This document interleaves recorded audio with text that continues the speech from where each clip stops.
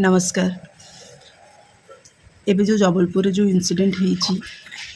तो कौन कह कथा ना अनएक्सपेक्टेड से इनसीडेंट आम समस्त मन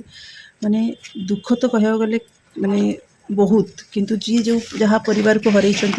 से दुख माने बहुत उपरे किंतु आमे माने गोटे रियल जिनस देखा गले गोटे रियल फैक्ट आम से जगह को जाकि आम निजक रखिक सपोज थे भाविबा सपोज से जगार जदि मु कि मो छुआ कि आपण मैंने क्या भगवान न करूँ सेमती क्या द्वारा किसी हो सपोज आम निजू जदि आम से जगार नहीं भाविबा थे थे गोटे कथा भावतु जदि मोर से जगार जदि मुझे था कि से छुआटार माँ जदि चली जाता से छुआटा माँ बिना केमिति रही था फास्ट कथा सी जो माँ शेष निश्वास छाड़देला पर्यंत भी शेष निश्वास त्याग कला पर्यंत भी से छुआ को माने ग्रिप करके रखी था छाड़ू न था थे भाविले सेमितिया भल पाइबा कहीं भी आमको दे पारे आम माँ छड़ा यदि से माँ भी चली जाता से छुआ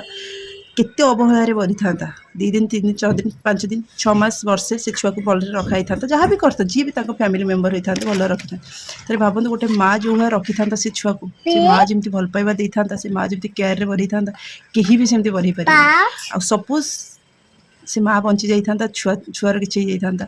से माँ डेली बंची था कि मरी मरी भितर बंची था तो ताठू दुख